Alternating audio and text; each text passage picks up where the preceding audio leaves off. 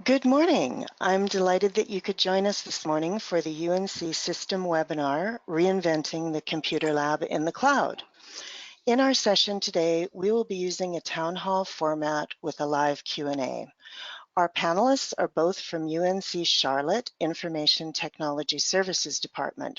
We're so excited to have such fabulous presenters, which I know you're going to enjoy. Here today are Beth Rugg, Assistant Vice Chancellor for Client Engagement, and Brandon DeLeeuw, Director of Client Solutions. Our panelists will share the details of their journey from traditional computer labs to newer options in the cloud. This webinar will include the drivers, selection criteria, implementation tribulations, and initial results from this leading edge project.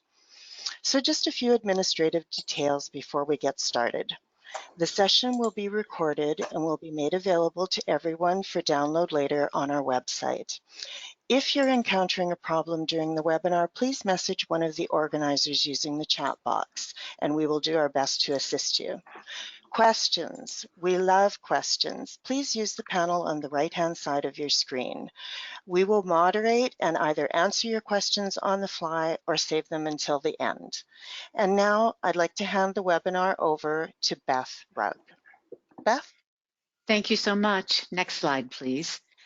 I first want to just introduce myself and what I do. You heard my title, but what does that really mean? So I'm responsible for that front-facing services that are associated with the central ITS department at UNC Charlotte. My responsibilities include overseeing the service desk, desktop support, endpoint management, training, documentation, and communication. Now, Brandon, tell us about yourself. Yeah, good morning, everyone. So I have the pleasure to work for Beth Rugg, overseeing that desktop support team.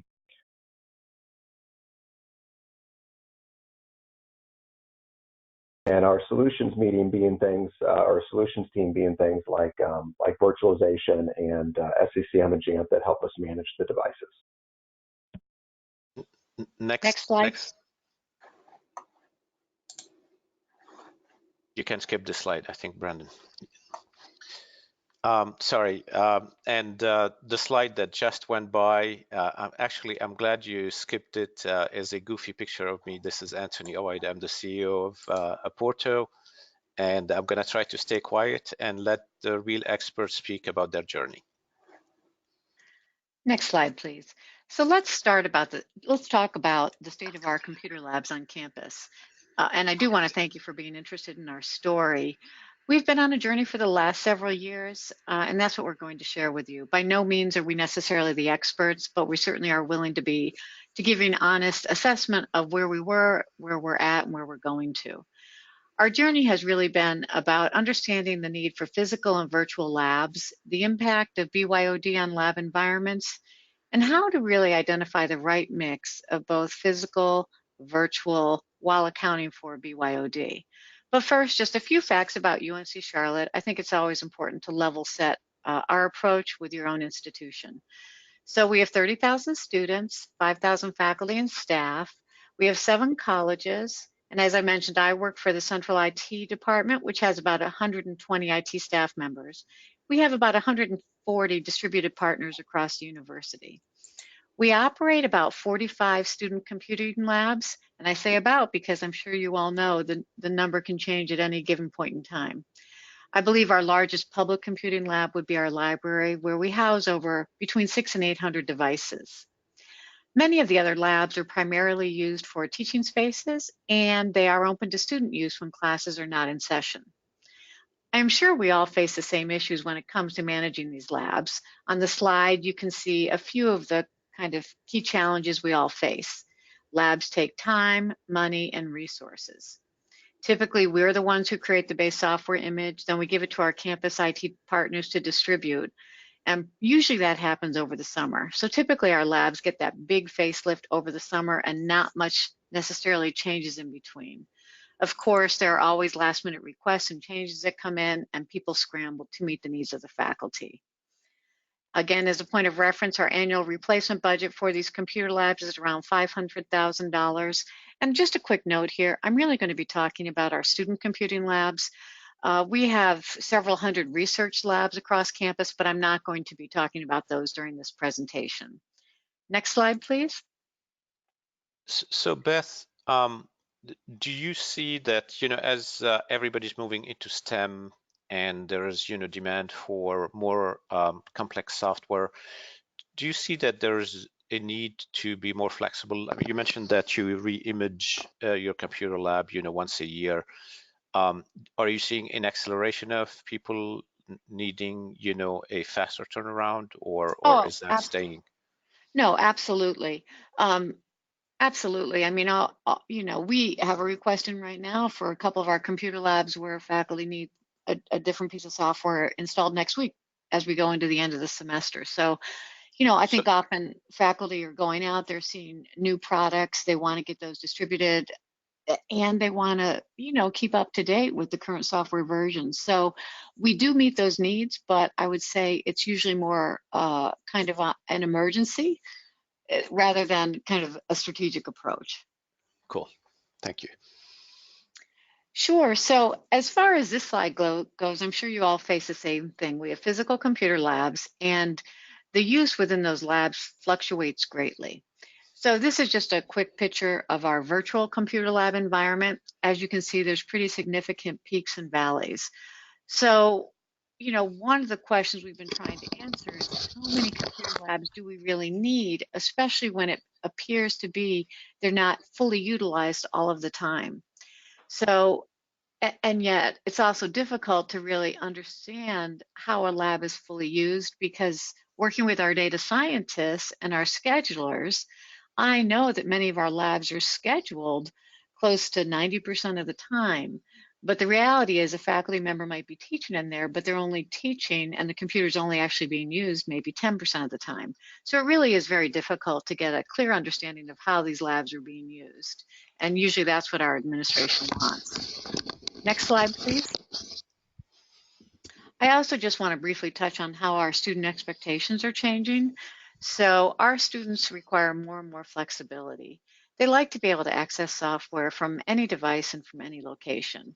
Many still do come to campus and want to use our physical computers, especially the more traditional undergrads. But our online learners, our distance education students, and our graduate students seem to prefer a virtual environment because of the flexibility it gives. And just again, point of reference, at UNC Charlotte, each college has a different approach to BYOD. Most do not require devices. I believe our College of Architecture and our College of Engineering are the only two colleges that require devices. A few of the colleges do make recommendations, but because we don't have a consistent BYOD policy, it does make it difficult. We don't have a policy because over 40% of our students are first-gen students. So our faculty, deans, and administration are very sensitive to their price sensitivity, and they're very hesitant to require a device because that's an additional perceived financial burden. So any kind of hybrid solution we come up with must have some kind of loaner laptop component to take care of the students who either don't have a device or who may break their device. So Beth, another college that you know probably very well, Ithaca College, has come up with a very interesting solution to this dilemma, right? If students cannot afford a computer, or what does that mean? So they've set up what they call essentially a Chromebook vending machine. And even though it's called vending machine, it's really not selling anything. So the students can come along and use their ID number and some password, and they can check out a Chromebook, use it all day, and put it back in the vending machine at the end of the day, to recharge overnight. Have you guys, looked into that? Is that something that, may make sense in the context of UNCC? Absolutely. And there's a kind of two questions embedded in there, Anthony. So one is, are we using Chromebooks, or what role does make Chromebooks play? Yes. Especially because that's a more affordable device. And then who's taking care of the loaner laptops? So our library staff are really the leaders when it comes to providing those loaner laptops to our students. And they recently, this week, are getting a laptop vending machine set up. So I think just having those loaner laptops available for students is very important. We may and we could imagine, right now we put Dells and Macs in that vending machine, and I believe we could imagine a scenario where we make Chromebooks available as well. It ultimately comes down to what is the student trying to do? What piece of software do they need to access?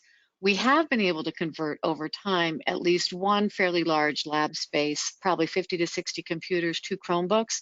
And again, that was a lab that was located in the library because they could identify that the curriculum really relied on the web. So that it wasn't important to have additional software available. So we are seeing some incremental cost savings as we can really understand the curriculum and as we take the time to really explore what is actually required in there. You know, it used to be that you would just put out a standard Dell or a standard Mac into an area and not think much about it, just assume it was going to be used. But because of some of the changing financial environments, I think we are taking more close looks at what is the curriculum and trying to identify what is actually needed. Excellent. We can probably move to the next slide, please. I don't know how many of you have this experience, but I think you can probably relate to this picture where we've got a student who's in a lab, but who's also bought a personal device. Now, I believe this particular student needed a piece of software that's on the lab computer, right? That's why we provide the labs. We pay for the enterprise agreements to get the high-end software like SPSS, Data, Mathematica, whatever it is. We provide that to the students at no cost. They, on the other hand, may bring in their personal laptop because they're used to using that device alongside of when they're actually going to use a specialty software. Or it could also be that they're not sure how their device is going to operate, so they're just in the safety and security of a lab environment in case something goes wrong. And finally, it could just simply be they like the labs because they're quieter, and that's where they can get a lot of collaborative work done with a team or even as individuals. Next slide, please. I just wanted to touch on this. We also have outside factors that are influencing how we manage computer labs. Our campus has been growing, so we need more space for physical classrooms. And our class sizes are also growing, so we need more flexible spaces where we can put more students. Computer labs are not flexible spaces, so our administration has asked, do we need so many labs, especially when students all have their own devices? Money's also tight. Typically, our physical labs are replaced every 4 years, and for us, that amounts to about a $500,000 spend annually. And then again, 20% of our our equipment are probably our Macs, and as you all know, the price of those devices just keeps increasing. Faculty expect flexibility. They do want us, as Anthony asked earlier, they want us and need us to deploy software quickly. They often go to conferences, they find a piece of software and want to be able to immediately use it in their curriculum. We are also moving towards more active learning spaces. I think research shows those spaces have really been well received by our students. The more a student can be engaged, the more they can find the answers on their own, the better and deeper learning takes place. So we have been slowly converting more traditional classroom spaces into active learning spaces.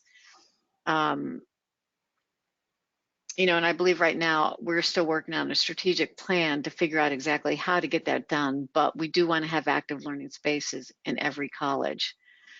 So I think that's a lot of the boring information, a lot of the background information. Now I just want to turn over to Brandon because I think he's got the information that you really want to hear about. So next slide, please.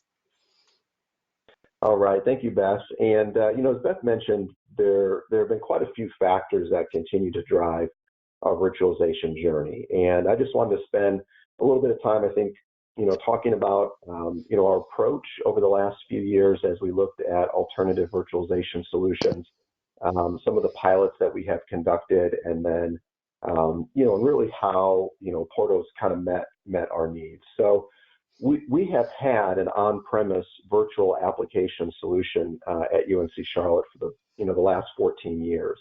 You know, our CIO really challenged us to look at alternative solutions. We have been trying to focus on, you know, kind of cloud-first strategies, and we see a lot of benefits from those. And so we really, and somewhat for the first time, we really tried to focus on meeting with faculty directly and being part of central IT. This was, I wouldn't say necessarily new, but it was something that we really tried to focus on. So we held several focus group sessions with faculty and staff to figure out the ways that they're currently using virtualization and how we might not be meeting their needs, at least at that time. And so we heard everything from, I need something for our graduate students so that they don't have to, drive in Charlotte traffic to come on campus to do 30 minutes or an hour worth of homework every week, to online and distance education. Certainly this idea of anywhere, anytime access. And we also had, just the use cases where, hey, I always have a handful of Mac students and they need to be able to access Windows-based software. And then we had some very kind of weird kind of edge use cases that we'll talk about as well. But we started out, we have piloted 3 or 4 different, kind of cloud solutions. And if you go on to the next slide, I think what really were some of the things that we were looking for with these. So I think one was HTML5. We really wanted to have a solution that would work seamlessly just within a browser. Our students, for whatever reason, they always struggled with downloading and installing a client on their machine, even if it's just to access our virtual environment. And so we used to get a lot of tickets for that. So the ability for our students just to go to, a URL and log in with our, our normal single sign-on solution, really made at least that kind of initial point to entry a lot easier for us. We also received a lot of feedback and found that our users wanted a full virtual desktop as opposed to just virtual apps. We still can see needs where we will provide just a virtual app, maybe for a unique kind of business use case. But academically, students really struggled with the concept of managing files in a virtual environment. So if they had to, let's say, pull up Canvas, download an assignment or a data set to their local machine, upload it into a virtual environment, manipulate it, save it back down locally, and upload it into Canvas, it just wasn't it wasn't a concept that everybody grasped. So having a full virtual desktop allowed them to pull up the Chrome browser or Canvas within the virtual environment, save it, manipulate it, and then upload it back in as an assignment. And then one of the great things that Aporto does have is also an integration with cloud storage, right? So we're a Google Drive shop, but we also make Microsoft OneDrive available to our students. So they can go ahead and integrate those, and we have faculty that also do the integration with Canvas and like Google Drive. So that made it a lot easier for them to be able to manage those files. And of course, we're doing the best we can to move away from on-premise storage. And so that cloud integration has been very, very helpful. For my team specifically, we have, spent a lot of time being able to manage our on-premise infrastructure. And just like anything else, there was, your monthly updates, security concerns, updating the applications that, faculty and students were using, just the virtual solution upgrades themselves. And so we were hoping for and found with Aporto to be kind of a true software as a service solution, right? So it's really easy for us because if there's a new, version of SaaS, we make that new package available, submit a ticket to their team. They can package it up, give it to us so that we can test it, and then it can be deployed out to our users. So it really has been something, especially now while we're still, maintaining the on-premise environment as we're transitioning methodically over to Aporto.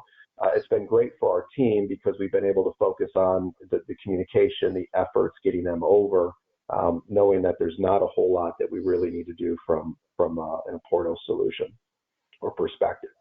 And then I think, just a couple of things that were helpful for us. One, we do make historically, and we still do, and want to make our solution available to all faculty, staff, and students. And although we're really focused on the academic side of the house right now, we do know that there are business use cases, and who knows if whatever, 5-10 years from now, if we'll ever offer a BYOD solution even for our faculty and staff. But the thinking is that a lot of other solutions were just too costly because the way they were licensed was a one-for-one, and we couldn't scale that out and be able to provide that anywhere, anytime access. So this was great because the concurrent license really met our needs, knowing that, hey, you might have a class on Tuesday morning at 9 and another class at 1 p.m. that afternoon, and based on the concurrent usage, it really helped keep our costs low.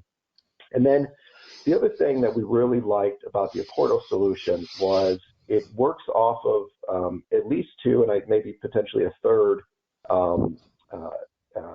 cloud infrastructure provider. So we ended up going with Microsoft Azure as being kind of what Oporto is built off of, and their hypervisors. And we did that because we had a couple faculty members that were, one was trying to do Android Studio, and it just at the time the performance was better running off of Azure.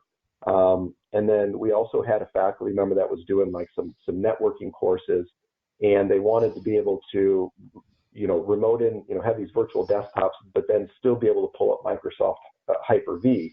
And so we went with that, but then I know they have AWS, and I think they have another one, but that's allowed us to have some flexibility there based on what our faculty need, the software, and performance-wise, what works best for them. We can go to the next slide. Quick question, Brandon. So I do agree, by the way, with your assessment that end users and students have a preference for a full virtual desktop versus an app. And we do provide both, so we're not biased one way or the other. But we also heard from faculty that when they want to train their students on a specific application, they want to train them in an environment that's going to kind of mirror what they see in the commercial marketplace. And when they go to the commercial marketplace, obviously they're going to be using a virtual desktop typically, or a desktop, I should say, and therefore presenting them with the full desktop, prepares them better than giving them a different environment. Is that something that you've heard from your faculty at UNCC?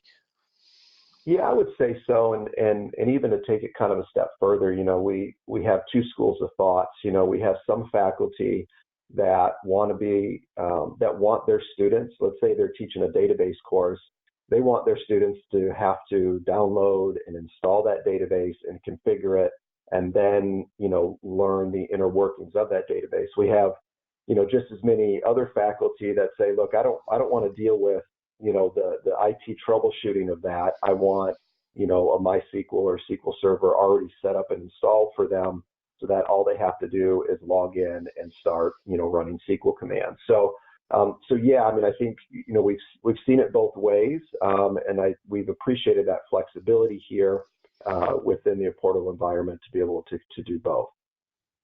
Right, thank you. Yeah, and then in terms of results, I think I think most people would agree when you don't receive a lot of phone calls or a lot of tickets, then the results were good. But we also don't want to assume that no news is good news. So we have been very active about reaching out to our faculty, providing even if they're just Google surveys, getting feedback from faculty and students, as well as offering like kind of in-class opportunities to go meet and just spend 5-10 minutes asking the students, hey, how did it go this semester? So we've been very active in that. We've had a lot of positive feedback from our faculty that have been along this journey with us. They have been using our on-premise solution. They've tried a few of the other pilots that we have done with other products, and we received the most positive feedback as we transitioned to Oporto and piloted that, and I think that's really why it stood out for us. And our students, we haven't received a lot of tickets, and if we have, a lot of times they end up being kind of end user problems where, how this can be, where they're, they have an assignment in class and they say, hey, SAS isn't working. Well, they're not using the right command, or there's something else going on. But what's been really good for us is within Oporto is a built-in kind of feature where you can share your screen. You can do it like in view mode. You can do it in, I can't remember if it's edit mode or whatever it is, but it's been great for both faculty members as well as for IT staff, because if a student's struggling with something, they can share their screen with their professor, just sharing a URL link. And so the faculty member can look at it and say, oh, well, you're not using the right command, or you're not following the steps correctly. Where if there were an IT related issue, we can always pop in, they can walk through the steps, we can see what they're experiencing, be able to offer suggestions. And so that feature has been very, very good for us. And then I think a lot of times the concern just ends up being around performance and reliability. And so we found that, at least in terms of getting into a Porto, running data sets, the performance is there, and it seems to be there whether it's first thing in the morning and you have 5 people logged in, or it's in the afternoon and you have 75, 100 users logged in. The performance seems to be there and consistent as it scales up, and then it's just been very reliable for us. We have faculty members that just share a Porto as a solution. Hey, when you're at home tonight, this is how you can do your homework. And we have other faculty that they're, kind of like the picture we saw before, but they'll be holding class in a computer lab, and they'll log into, a university-owned computer, but then require them to log into a Porto so that they have that kind of consistent environment. And so we've had a lot of success either way, as these onesie and twosie users log in, or if we have 45 students logging at the same time. And so I think for us, at least from a results perspective, those were the things that stood out for us, and really why it's kind of been that good solution for us. So I think we'll move on to the next slide. I think this is where Beth and I are going to try to tag team kind of what the future looks like. Brandon, before we do that though, can I just ask you, were there any needs that we have not been able to meet at this point? Because I think we admitted that we would be honest in this session. Yeah, in terms of needs that we haven't met, so I think, and I don't know if this is necessarily a need that we would want to provide, but a couple of things. I think one, within a Porto, we don't give our students administrative rights. So I know that, we have ran into situations where, a faculty member would like to be able to give their students administrative rights. We've been able to work around that with some Docker solutions that a Porto has offered, and or just working with the faculty to help them to, understand that it's just not something we want to provide our students. And, for the most part, it's consistent with what we do in our physical labs. I think, we're still looking at, they have a Linux virtual desktop that we're still playing with to see if that's going to end up meeting some of our future needs, especially in our College of Computing and Informatics, and a few other colleges. So we're going to have to figure out if we can kind of roll forward with the Linux piece. Trying to think of what else we've had, but those are just a couple things maybe that stick out in my mind where we're still trying to kind of grow with this. Great. Oh, that's great. Yeah, that's helpful, Brandon. Just to make sure, we're all on the same page. We do offer virtual desktop with full administrative privileges, where each student would be, given their virtual machine, and they would be able to start it, to install software. Next time they log in, they continue working with the software that they installed. Those tend to be more support intensive because, as you can imagine, if you turned your physical computer lab into a lab environment where students have administrative privileges, all sorts of problems, can occur. So we do offer that. It's a little bit more expensive than offering, virtual desktop with no administrative privileges because they require more support, but we do offer that. So as you can see, we are still very much in flux when it comes to figuring this all out, but we do think we're making progress. We have been able to slightly reduce our lab footprint over time for a variety of reasons, as I alluded to. We've converted some labs into active learning spaces. We converted at least one back into more traditional classroom. We are using Chromebooks. The library is in the process of deploying the loaner laptop vending machine. So I think we are making progress, but it truly is a hybrid solution. We probably one of our priorities right now is really trying to figure out what the appropriate concurrency ratio is. Because if we can get that figured out, then that will help with our long-term financial projections. So I truly believe this hybrid approach will probably not save you any money, but it does provide flexibility. So if somebody's looking to save money, this may not be the right solution for you. We also believe that there are opportunities for how we support our grad students. I don't know about you, but here our machines are typically on a 4-year replacement cycle, and then machines that are 4+ years older are typically given to our graduate students and our adjunct faculty members. So I think there's probably a role that virtualization can play in meeting kind of in providing a better service for those constituent groups. We also have remote faculty we think that maybe it could help with, and some research and administrative use. Brandon, could you mention, I believe briefly, our College of Health and Human Services recently is partnering with Aporto for, I think, a high performance virtual desktop to meet some of their research needs? Yeah, and so I think we've worked very hard to provide kind of a virtual desktop that meets the majority of campus needs. Your normal SPSSs and STATAs and SASs and those types of things, and it's kind of your standard desktop in terms of so many vCPUs, and I can't remember if it was 8 or 16 gigs of RAM. So it was just a good device or a good solution, virtual desktop for most of our campus. Our College of Health and Human Services, between certainly having HIPAA concerns and then just the nature of the work that they do, they really wanted something that was higher performing, where they could have some faculty and some researchers logging in, and so we were able to create a higher performance kind of virtual desktop that we made available just to the College of Health and Human Services and those that are needed in this area. So, and we've also done that with our, we have a data science initiative program in conjunction with our College of Computing and Informatics. And so they had one of those kind of use cases where it's like, hey, I've got my SQL database. I don't want them to have the admin rights to install it, but I want them to have administrative rights to manipulate it once it's installed. And so we've kind of got a couple of kind of edge use cases there where we're playing around with meeting some of those specific needs.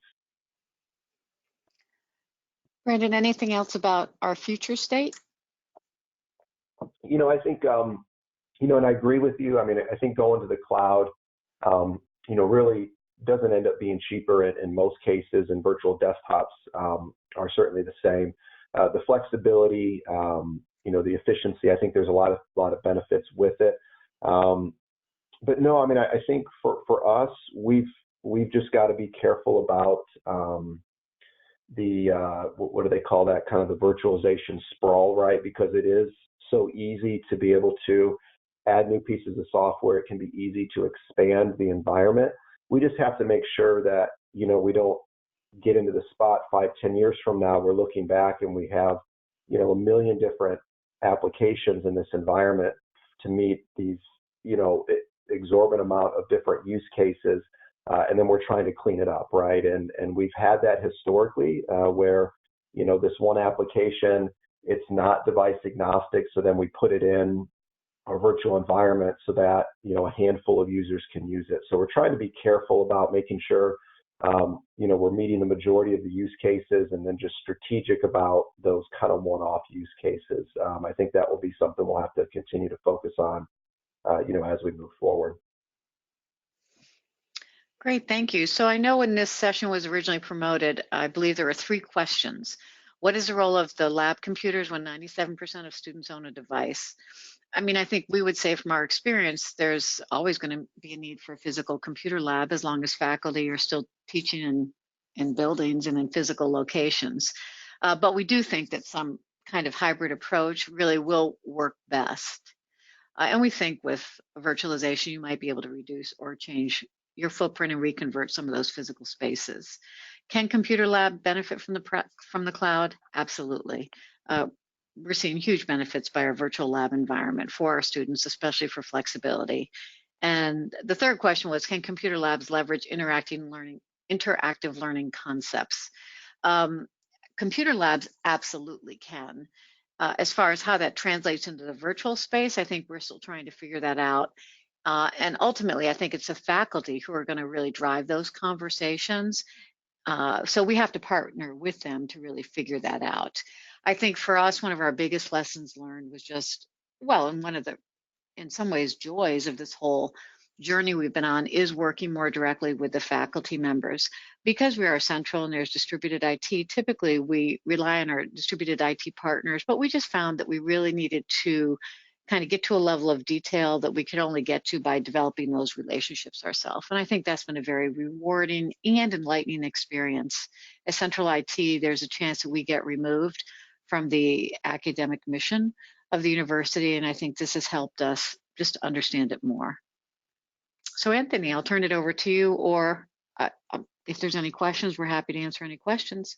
Yeah, so perhaps Catherine, if you want to move to the Q&A slide to signal to the audience that we're happy to take any questions that they may have for our great panel here. All right, and we're seeing one question. Ronald Bradley is asking, did he hear correctly? Have some lab spaces been converted into active learning spaces? Yes, I believe we've had at least one or two that have been converted. Obviously, that conversion also needs to be approached strategically, and it requires planning, right? Because there's going to be a capital investment for it to be, you know, to get the different types of desks and some of the newer technologies in there. But yes. Yeah, there's a lot of talk about active learning spaces. And in fact, just recently, I saw a thread on the EDUCAUSE CIO list where somebody stood up and said that based on their experience and the research that they've done, all computer labs, or the majority of computer labs, should be turned into active learning spaces. And I know we don't have a poll capability in GoToWebinar, but if people don't mind, saying, yay or nay if that's happening on their campus, I think that would be helpful to see what's going on in this community in general. Heather, are you seeing anything happening? All right, we're starting to get questions coming in, and folks in the audience, if you have questions, please feel free to type them into the chat box in the right-hand panel. So there's a quick follow-up to that last question from Ronald. He asks about those active learning spaces. Does it imply that the registration and records is scheduling courses in those converted spaces? Yes, there is actually a fairly rigorous process for, well, we have to convert the space, and then the faculty members using the spaces are actually trained up by our Center for Teaching and Learning, because oftentimes traditional approaches are not successful in the active learning spaces. So I believe once the faculty members have gone through that training, then they're able to schedule classes into those spaces. Okay, thank you. Yeah, thank you, Beth. So there's another question from Kendall Thompson. Kendall asks, can the virtual desktop be used to run previous versions of the operating system? They have some specific scientific equipment that requires Windows XP, for example. Anthony. Yes, so the answer is yes. As you probably know, Microsoft with Azure makes the older versions of both Windows and Windows Server and Windows Client available on a limited basis. And depending on the application, we've had success running some of those old applications in older version of the operating system. So that's a requirement, quite candidly, that comes up quite a bit. I know some faculty, some of them have been using software for a good amount of time, and they want to continue to use that software. So that's something that we're able to support, but again, on a case-by-case basis, because of the limitation of the infrastructure that we can find available for it. Okay, thank you, Anthony. So there's another question regarding access to computer labs. Veronica Thompson asks if computer lab spaces are being converted, what is the availability for, or what solution do you offer for students who cannot afford their own laptop? Do you give the students a laptop, or perhaps the loaners you spoke about, Beth? Sure. Yes, we're not giving students laptops. The library does offer the loaner laptop program. And, as labs were converted, also something that we did see, we had some outlying labs that were managed by central IT, and they just weren't getting the usage. So what we did is we moved those devices into the library, because for us, that has become the primary hub for our students. I think because it's somewhat college agnostic, anybody can go into the library and use it and feel comfortable there. So that is kind of how some of those conversions have happened. But as far as loaners, correct, the library is a place. And I believe we survey our students when they graduate, and I believe it's over 95 to 96% that do have a device that they bring to campus. Thank you. So we have another question about, can you speak to how your physical computer labs are set up around your campus? Ronald Bradley says most of their student labs are in residence halls, and therefore it can be tricky to schedule courses in those locations. At UNCC, are your labs on campus or in the residences, or both? Brandon, correct me if I'm wrong, but I believe for us, most of the labs I'm referring to are all in the academic buildings. So Yeah, I don't believe we have any yeah, classes that are actually scheduled out in the residential halls. yeah, and I think for us, I would agree with that. I don't know of any classes or labs in the residence halls. I think for us, what we've struggled with is this concept between a classroom that is scheduled, by our registrar's office, and potentially some of these other labs that are more department or college specific. That also is some of the issues we've had with making these spaces more flexible. That maybe a department might kind of say, hey, this is our lab, and they get first dibs at scheduling it. And so that also is a reason why some of them aren't as highly utilized. And then another idea that we've been playing around with, because Chromebooks we think are going to be a great option, especially if they can access a virtual environment like this. And kind of about, do we provide laptops for students? Of course, as Beth mentioned, we don't. But one of the ideas is this option where, if you have a computer lab of, let's say, 40 computers, maybe the second and third row, or the first and third row, if you removed the university provided machines, then students that are coming in with their own laptop can obviously have more space and sit where there's not a computer in front of them. Where if you're somebody that doesn't have a computer that day or doesn't have one at all, you could always sit in a location that has one. So that's also something we're looking at as a way to potentially save some money and continue to get more and more usage out of the devices that we do have out there. Okay, thank you. What kinds of software do you support? Can all software be virtualized? And can you speak to, graphics intensive software that might require a high-end computer like a GPU? Yeah, so I'm not going to be able to get all of them off the top of my head, but we mentioned a lot of them. We've got the SPSSs, the Statas, SAS. We do make Microsoft Office available, which kind of going back to what Anthony said earlier, the fact that we're running it off of Azure allows us to run just the traditional Microsoft Office 2019 in the virtual environment, where you don't necessarily get the ability to port those licenses over to another infrastructure. We have, we do make the Chrome browser available simply because of, our Canvas usage. But then we have a lot of other applications, ArcGIS. I'm trying to think of some others. But if as long as the company allows us to, we do make it, we do install it and make it available.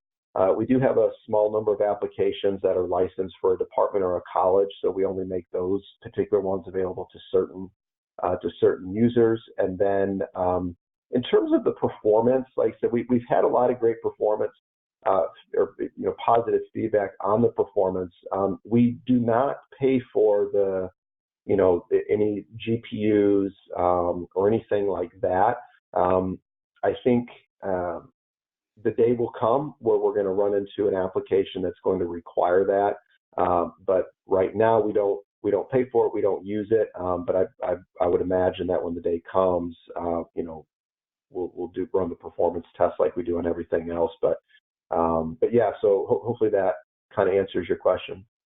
Yeah, if I may add to that, so we do realize there's a very very large amount of demand for GPU type desktops, GPU type applications, and we already deliver very good performance. And what we do is we place the servers in a data center that is as close as possible to the end user. So in the case of, for instance, UNCC, the servers are located in Northern Virginia, so the latency is very, very good. But we also, in this latest release that we're going to be introducing in December, we're introducing a new graphical performance we call ludicrous mode. For those of you folks who are Tesla fans, I'm sure you understand what we're referring to. But essentially, this release takes the performance of GPU applications to the next level. And for those of you guys who are specifically interested in that, please feel free to ping us. We love to show our software. We'd love to show you how we can have very graphical intensive applications like AutoCAD or even something like SolidWorks perform in the cloud almost as well as they would on a physical computer. So if you're specifically interested in that, we'd love to show this new release. It's very exciting, and we'd love to show it to you. Just ping us. Thank you, Anthony. So we're seeing multiple questions regarding licensing. To start, Anthony, can you clarify how licensing works with the cloud service? Yes, so when we started this project, we truly believe that there is a need, there's an unmet need in the higher education space for virtualization. And part of it was, the technology, but also part of it was the cost. And when we looked at, other cloud, virtualization solutions, as you can imagine, anytime you're talking about tens of thousands of users, like in the case of UNCC, they have 30,000 students. If you offer something on a named user basis, it's not going to scale. It's going to become very, very expensive. Every time somebody logs in, they have to, so you have to pay for it. Very, very expensive. So we do offer a concurrent user pricing, which, as you can imagine, is much more attractive than the named user pricing for a campus.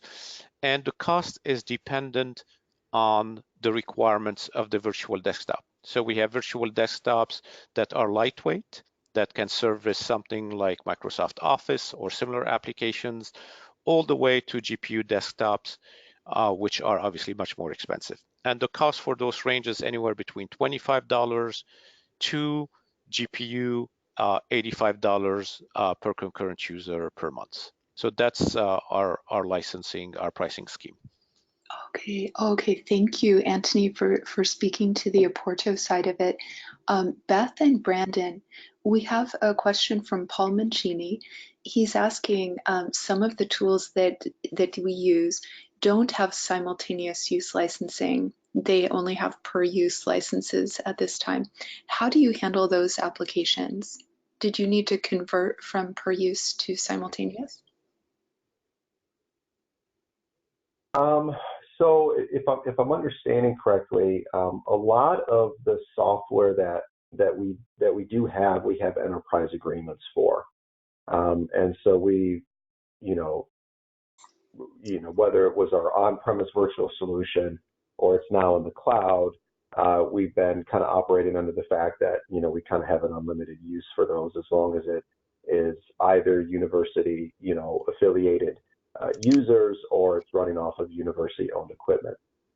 So we do have, like I said, some departments have went out and let's say bought 5 copies of a piece of software. And so in the way we've handled that is we're trying not to do too many of those, but in those cases where they come up, at least on the academic side, a faculty member will get, like a license just for their class. And so we will go ahead and only make those licenses available to those users. So hopefully that answers the question, but if there's some specific pieces of software, we could always follow up too to try to answer the specific questions. Yeah, we've run into that with other customers than UNCC, and I think you guys are a little bit ahead of the game, Brandon, because you've had a virtual environment.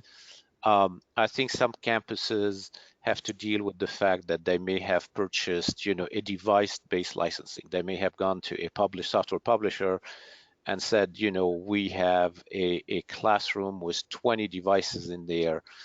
Now they want to move to the cloud. So what do? And the answer is, all of those customers who have those situations have gone back to the vendor, and they have the vendor typically don't have a problem moving from a device-based licensing to a network-based license. I don't want to answer that, on behalf of all software publishers, but most of them have tremendous flexibility to say, well, before you had 20 licenses for 20 devices, and now you want to put them on a network license so you can support, 20 simultaneous connections. Okay. So we have a related question regarding scheduling. David Creech is asking if you can schedule desktops, for example, based on anticipated usage. Yeah, really good question. And the answer is yes. I don't know if UNCC has used that capability, but we get this request all the time, and we've built a feature to support that. Let me explain it in a few words. So the problem occurs when you may have a class. You may have a class that requires, 30 SPSS licenses, and let's say the campus as a whole has 40 SPSS licenses. How do you make sure that when the class meets, you're going to have the licenses, the needed licenses, and give them as a priority to the class? So we have a built-in feature in a portal that enables you to do that. And to explain it in a few words, essentially those people who are logged in, who are not part of the class, will get a gentle nudge to say, hey, you're going to have to log off in a few minutes, and then they are logged off. And from that point on, only those students who are in that class will have priority access to the virtual desktop. And obviously, we'd be happy to demo that capability to anyone who'd be interested in it. Anthony or Beth and Brandon, can you speak to the setup of your service? What is required for the integration, and then how does support work ongoing? Okay. So I'll start, Anthony, if you don't mind. I think from our perspective, we kind of had 2 options because we do have licensing servers on campus. So in order to make sure that the kind of 2 environments talked, we had 2 options. We could kind of open up a pipe, so to speak, so that our servers would be able to access our on-campus network. Initially, our networking team said, hey, you know what? Let's just open up some firewall ports. So we opened up static IP addresses from our environment in Porto to the specific services we needed to access and the ports we needed to access on campus. And that's worked very well for us up to this point. And then in terms of support, like I said, we've had very little support-related issues. We, of course, tackle any direct communication with faculty and students if they're just saying, hey, I got kicked out for some reason. Normally it ends up being a Wi-Fi related issue or something like that. But I will say I'm trying to encourage my team not to bother Anthony and one of his main guys there, Sergi, directly, because I know I don't like it when we have customers that just keep emailing us and don't put tickets in, but they've been great to work with in terms of when issues come up or if we got a question or just something like that. But they've been very responsive, whether it's over email or through their ticketing system.